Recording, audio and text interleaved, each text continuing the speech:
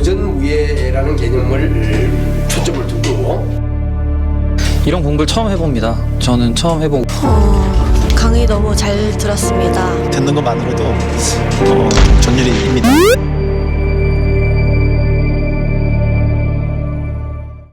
그 다음에 이제 무편 이야기야. 이 무편이라는 책이 기호신서보다 먼저 나온 책이에요. 굉장히 이것도 대단한 책인데, 무편의 왈, 권유세자 소위 위변화야. 쭉 나오는데, 이거는 앞에 것보다 훨씬 무술의 이론에 깊이 있는 이야기예요. 권법에는 세라는 게 있다. 세라는 게 있다. 그런데 그 세라는 게 있기 때문에 소위, 그래서 변화가 이루어진다. 이거 무지하게 깊이 있는 내용이야. 나중에 이제 따로 우리가 볼 텐데, 이 세론이라는 것을. 횡사청면 기립주복. 무지하게 어려운 이야기예요. 이 횡이라는 것은 사이드, 옆으로, 이렇게, 각도는 이렇게. 겨루기 상태, 실전 상태에서 상대방과 취해지는 몇 가지의 방향, 자세의 방향을 말하는 거예요. 그러니까 무술 동작, 즉 세를 취하다 보면 나올 수 있는 방향에 대한 문제. 그 다음에 기립주복이라는 기자는 일어날 기자고, 입자는 완전히 선 것이고, 주는 달리는 것이고, 복은 엎드리는 거야. 이 하나하나는 그런 뜻이지만 전체적으로 보면은 이리저리 움직이는 무술 동작을 총칭하는 말이에요. 특별하게 글자 하나에 특별한 의미가 있는 것은 아니다. 그래서 무술 자체를 보면은 이렇게 서로 마주 서는 그런 방향에 대한 부분과, 그 다음에는 동작에 대한 여러 가지 종류들이 있는데, 개자야. 모두 개자야. 모두 있다. 장호가 있다. 저거 무지하게 어려운 말이야. 한문하는 대학자도 저거 도저히 알 수가 없어. 무술적인 용어이기 때문에. 이 장이라는 것은 담장을 말해. 이 호라는 것은 한쪽으로만 열리는 문을 말해. 반다지 문. 그래서 하나는 지키는 거고, 호는 열어서 나가는 거야. 그래서 공격과 방어를 말하는 거야. 장호라는 것은. 근본적으로 알고 보면 이런 기본적인 요소로 구성이 되는데, 이것들이 다 장호인데, 장호라는 말 무시해도 좋아. 사실 알고 보면 별 중요하지 않아. 결국 수비적인 기능도 있고, 공격적인 기능도 있고, 수비 동작도 들어있고, 공격 동작도 들어있다. 이런 뜻이에요. 그래서 그 동작들을 우리가 세라고 한다. 자, 지금 우리가 품새에서 무슨 자세 하는데, 무예도보 통제는 세라고 나오거든. 기고세, 탐마세, 사평세 이렇게 세 나온단 말이야. 그러니까 그 세가 이런 이야기야. 여기서는 세에 대한 제일 중요한 얘기는 뭐냐면, 무술은 세라는 것을 제일 기본 단위로 이루어지는데, 그 세는 기본적으로 공격과 수비를 하는 동작이다. 이런 이야기예요. 그래서 나중에 이제 이걸 우리 다시 하나하나 씹어서 볼 거야. 그래서 권법에는 정세가 있다. 정해진 세가 있다는 뜻이야. 이 정해진 세는 뭐냐면 이런 거지. 아랫맞기. 이게 정해진 세야. 이건 정세야. 딱 이렇게 하라고 정해놨어. 스탠다드, 폼, 표준 폼을 가리키는 게 정세야. 그러나 요 안에 들은 것은 무예도보 통제에는 없고 무편 오리지널에 있는 글인데, 그런데 쓸 때에는, 이 동작을 쓸 때에는 무정세, 정해진 폼이 없다. 상대방 발차기 들어오는데 내가 야! 이렇게 막아? 그때 따라서 이렇게 막 막잖아. 그거거든. 겨루기 상태에서는 아랫맞기가 다양하게 나오잖아. 그게 무정세. 실제 적용할 때는 정해진 자세로 하면 안 되는 거지. 정해진 자세가 안 나오는 거지. 그런데 그때 다 필요한 대로 쓴다 이거예요. 맞게 쓴다. 얼굴 맞기가 이건데 꼭 이렇게 막느냐, 이렇게 막느냐, 이렇게 막느냐, 다 이 동작의 변화다 이거지. 아까 이야기했잖아. 변화가 있다는 거예요. 그래서 정세, 무정세. 그 다음에 기가 찬 말이 나와. 무정세. 변화를 할 때는 정세가 없다 그랬잖아. 응용으로 나온다 그랬잖아. 그러나 실제로 부실세. 이 실자가 뭐야? 그 세를 잃어버리면 안 된다. 이거 제대로 배워나면 아무렇게나 해도 그 기본에서 크게 벗어나지 않고 엉망진창 동작이 안 나오는 거지. 그 이야기. 그래서 기본 정세가 있는데 정세를 우리가 가르치는데 정세를 제대로 배우면 응용할 때는 다양하게 변하지만 그 기본 틀에서 논다는 거지. 그래서 이 무해도부 통지는 없지만 고로 이런 것을 파세라고 한다. 파세라는 파자는 파지. 우리가 이 군대가 뭐 파지법 나오잖아. 기본 자세 취하는 것. 그런 뜻이에요. 그래서 무편에 이르기를 권에 새가 있는 것은 변화되는 것이기 때문이다. 새가 있어야 변화가 된다는 거지. 새가 없으면 변화도 없다는 거지. 기본이 있어야 되는 거지. 권에는 정세가 있으나 쓸 때는 정세가 없고 정세를 안 하고 안 할 수도 있고 그 사용을 적절하게 하는 것이다. 변화에는 정세가 없지만 실제로 보면 새를 잃지 아니한다. 기본의 그 틀을 잃지 않는다. 아무리 급하게 움직여도 훈련이 제대로 된 사람은 차면 중심 잡혀 있고 그 동작 탁 나오는 그 이야기지. 그래서 무술의 기본에 대한 깊이 있는 그런 메시지를 딱 나오고 있는 거예요. 그래서 나중에 이제 무편 오리지널을 우리가 볼 거야. 오리지널은 요거 정도가 아니고 천자가 넘어. 엄청 길어. 그러면서 우리가 세론이라는 것을 이야기를 하고 우리 품새하고 연결해서 과연 어떤 의미가 있는지를 나중에 다음 시간에 볼 거예요. 요까지 보고 그 이후의 서문은 다음 시간에 볼 거야. 보고 요 앞부분에 세 개 왈 나왔잖아. 1번 뭐였지? 척계강 왈. 척계강은 뭐지? 기호신서. 척계강은 기호신서. 두 번째는 모원이. 모원이는 뭐? 무비지. 세 번째는 뭐? 무편인데 무편은 누구? 당순지. 당순지. 이 세 개의 오리지널로 들어갈 거예요, 이제. 오리지널로 들어가서 이거를 이제 후배 파야 돼. 이걸 안 파면 옆에 있는 거는 이거는 껍데기야.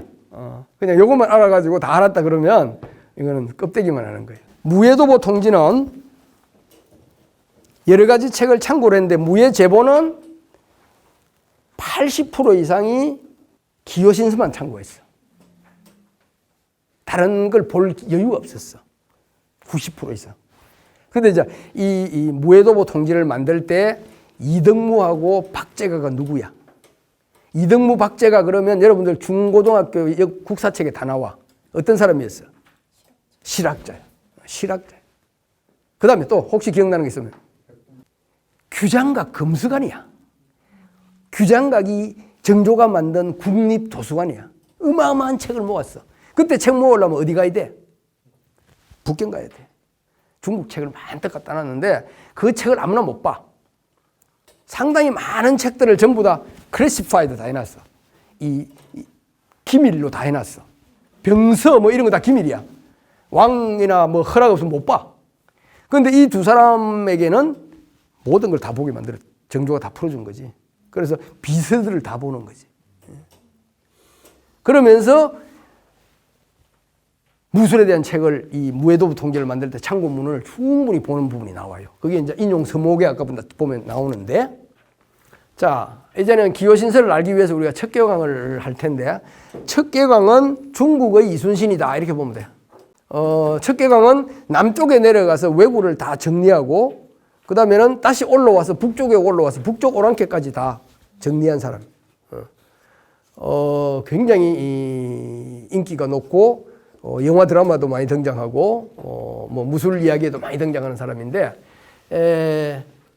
1528년도 태어나서 88년도에 죽었는데 산동 복내 사람이야. 산동 복내가 어디냐면 그 산동에 뭐 우리나라 쪽 앞으로 툭 튀어나온 데 있지. 반도 청도 있는 쪽에 그 위해 뭐 이런데 그쪽이야. 그러니까 우리나라하고 아주 가까운 사람이야. 뭐 그게 뭐 특별한 의미가 있는 건 아니고 원래부터 무인 집안이야. 그래서 나이가 되면은 저절로 무직을 이어받는, 아버지의 직을 이어받는 그런 신분의 사람이고, 그 다음에 이 사람이 아까 이야기한 것처럼 왜구를 처부수로 내려가서 좌절을 많이 해. 원래 중국 군대 데리고 게임이 안 돼. 일본도를 이길 수가 없어. 그래서 자기가 새로 그 지역 애들하고 이렇게 엮어가지고 군대를 만들고 새로운 무기수를 개발해가지고 싸워서 이기기 시작했는데 그때부터는 한 번도 안 져.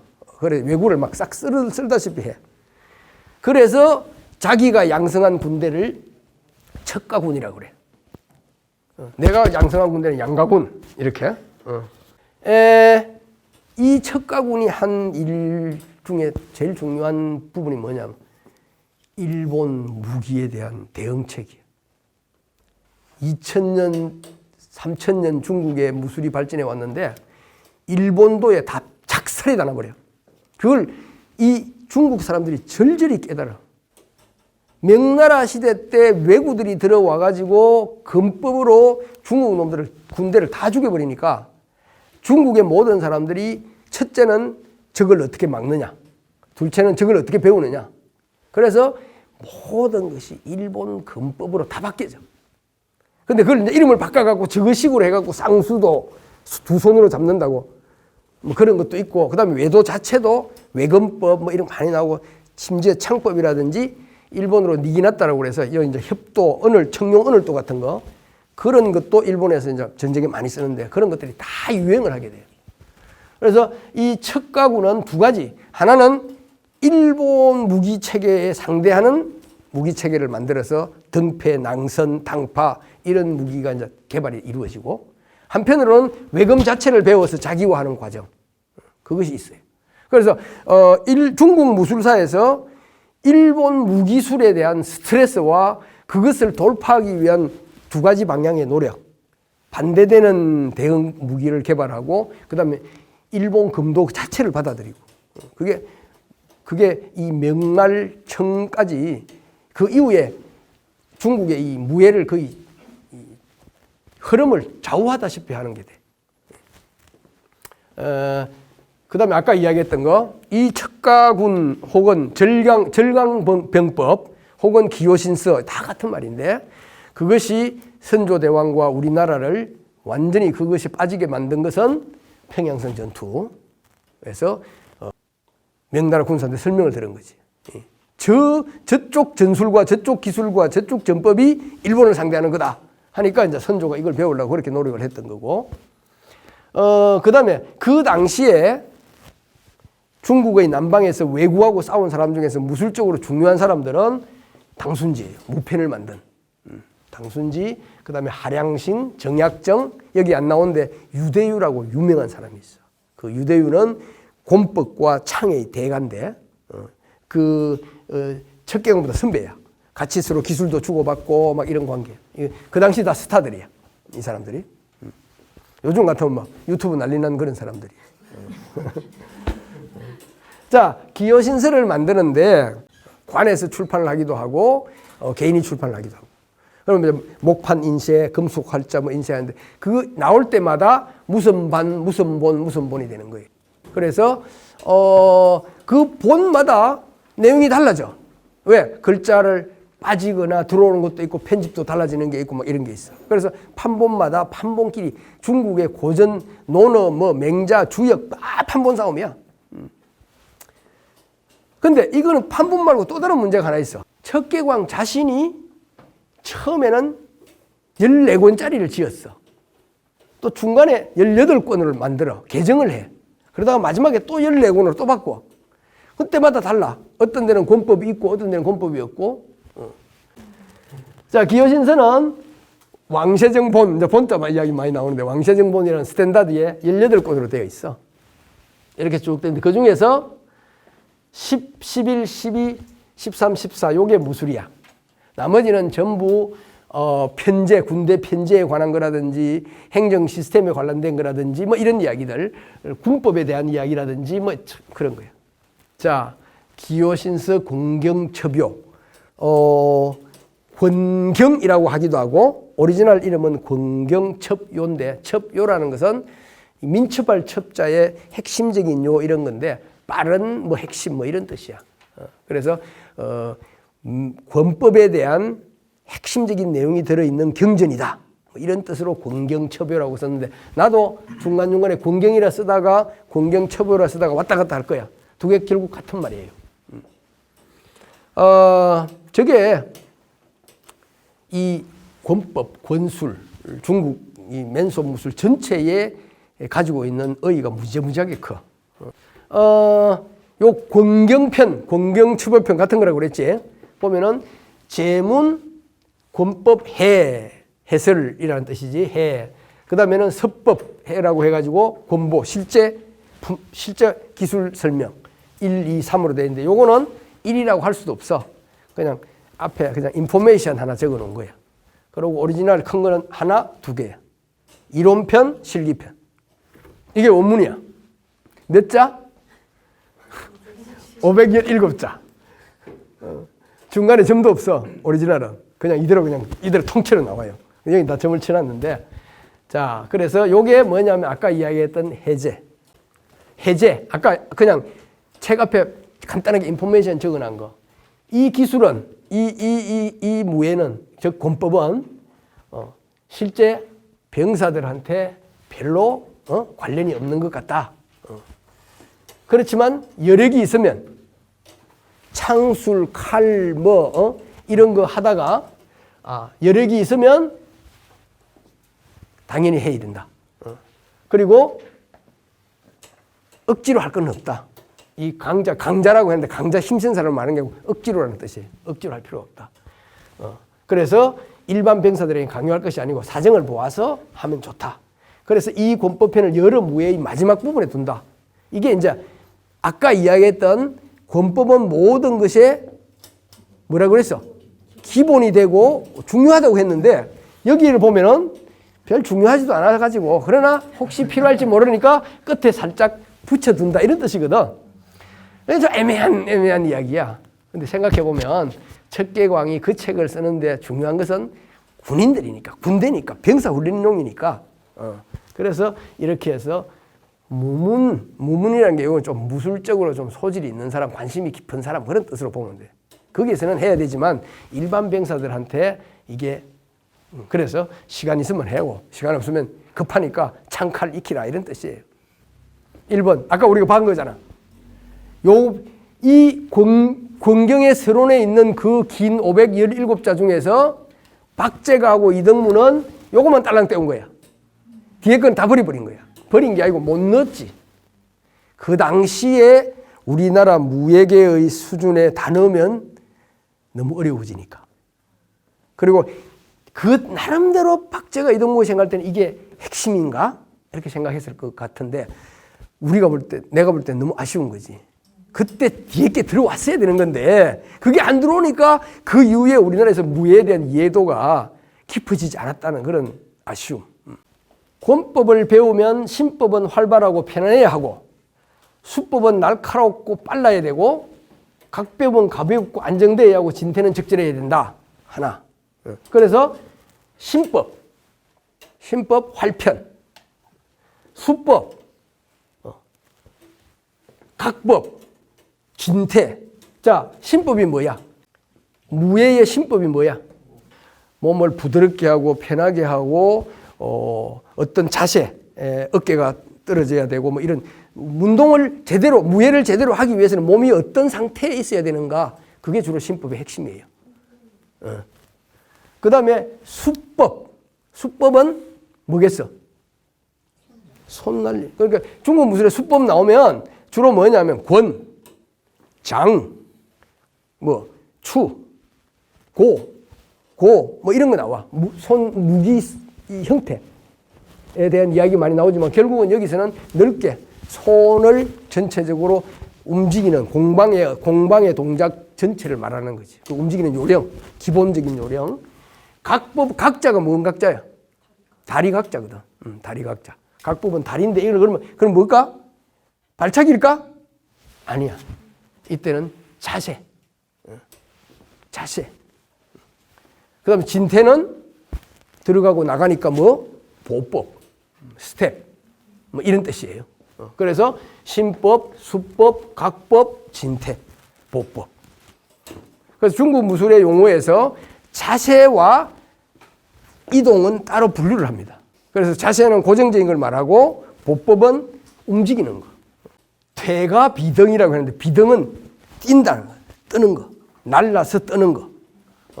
퇴, 발차기야. 이때 퇴는 발차기야. 발차기는 뛰어서 찰 수 있어야 된다는 거지.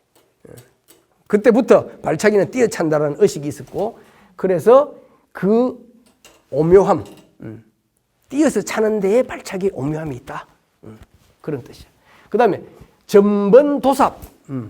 이거 뭐 나중에 이제 실기에 다 나오는 이야기인데, 전번도삽이라는 건 뭐냐면 우리가 싸움할 때 상대방이 들어오면 걸고 밑으로 훌해서 넘기는, 순간적으로 쳐서 넘기는, 이걸 질이라고 그러는데, 질법이라고 하는데, 솔질, 잡아 넘기는 기술을 말해.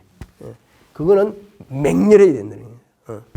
그 다음에 피백횡권, 이 벽은 주로 이렇게 치는 거 벽이라고 그래. 벽. 횡권, 하나하나 따지지 말고 피백횡권 전체적으로 공격하는 기술을 말하는 거지. 타격 기술. 이런 거. 이거는 빨라야 된다는 거지. 그 다음에 활착조천이라고 하는데, 도저히 뭐 알 길이 없죠. 활착조천은 꺾어서 제압하는 거예요. 합기도 같은 기술이에요. 앞에 이거는 전체적으로 매치기에 가까운 거고, 무술에서는 주로 발 후리는 거하고 상단에 잡는 거나 치는 거하고 결합해가지고 넘기는 동작이 많이 나오는데, 이거는 주로 들어오면 잡아서 목이나 관절이나 잡아가지고 넘기는, 그것을 활착조천이라고 그래요. 그래서 이거는 나법, 금나법. 그래서 무술에서 차기, 태, 이거는 질법, 매치기, 넘기기. 그 다음에 이거는 송공격, 타격. 그 다음에 이거는 금나법. 저거는 부드러워야 된다. 그런 뜻이에요. 그 다음에 지당 사섬은 지당, 타이밍이야.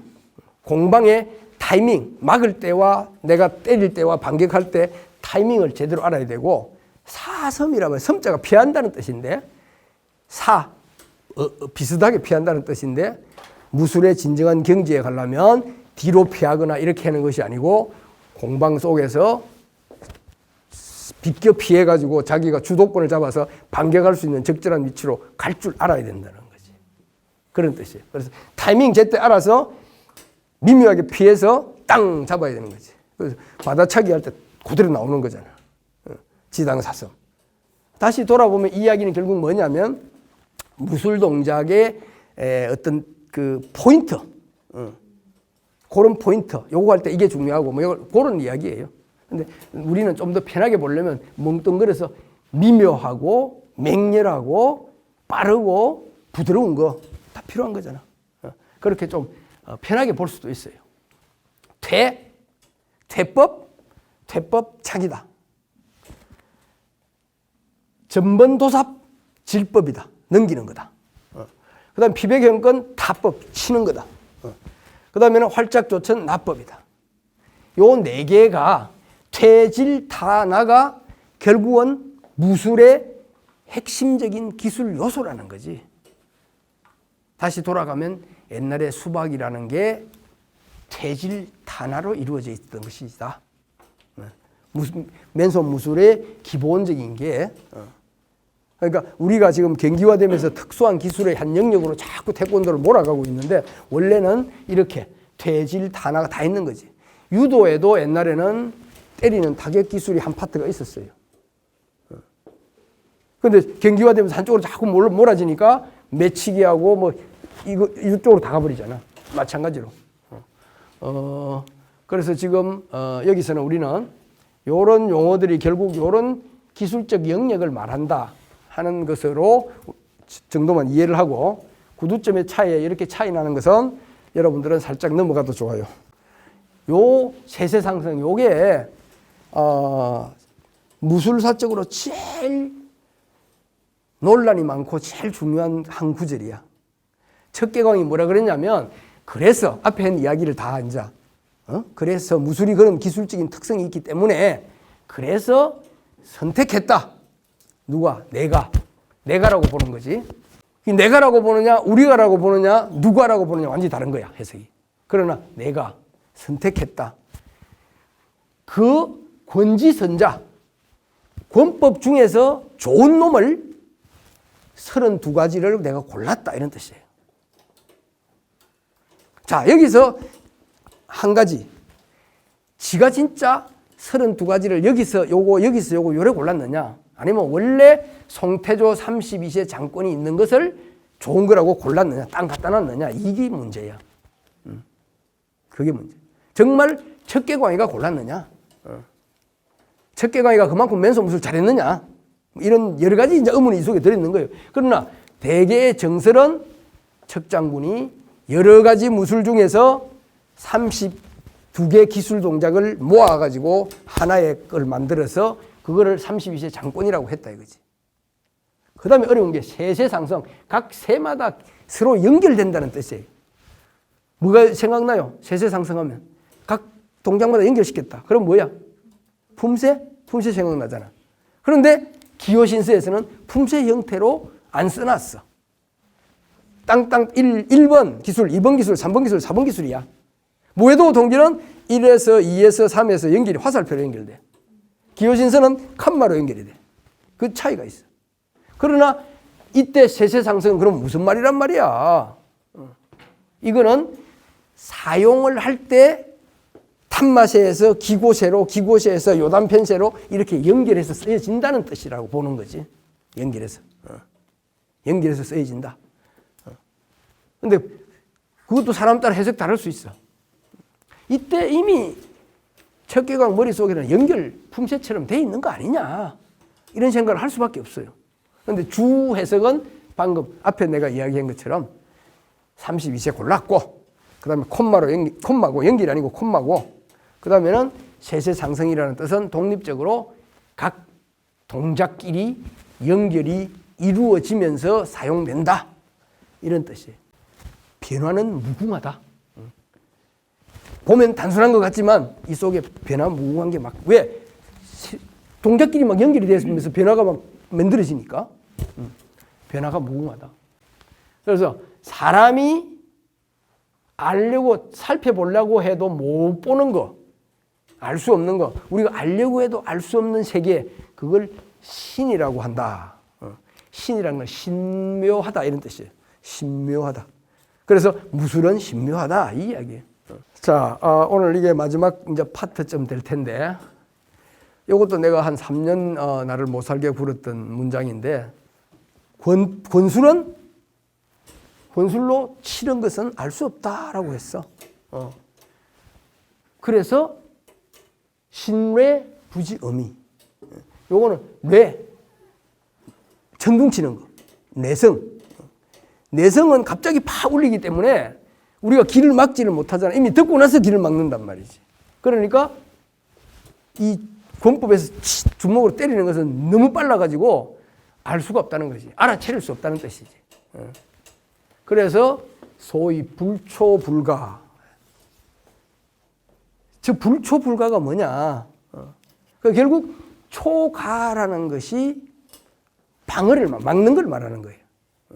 막는 걸 말하는 건데, 막을 수도 없고 방어할 수도 없다. 비슷한 말. 중국 스타일로 강조하는 법이에요. 막을 수 없다. 그래서 단지 하나 아래이다. 이 하나 아래, 이 샤라는 것이 아래라는 뜻도 있지만, 보통 중국말에서 샤 하면은 처샤, 뭐 샤, 뭐 하자 이런 뜻하고 또 뜻으로 쓰여요. 그래서 이거를 한 번에 끝난다, 한 방이다 이런 말도 돼요. 그래서 여러 해석이 있지만 요즘 제일 많이 보편적으로 쓰는 해석은 막지 않고 오는 것을 바로 받아버린다는 거지. 그러니까 내가 한번 막으면 뒤에 이제 나오는데, 상대방이 막으면 1, 2 하면 3 들어오고, 내가 4 막아야 되고, 나는 계속 막아야 되고, 상대는 계속 들어오는 거지.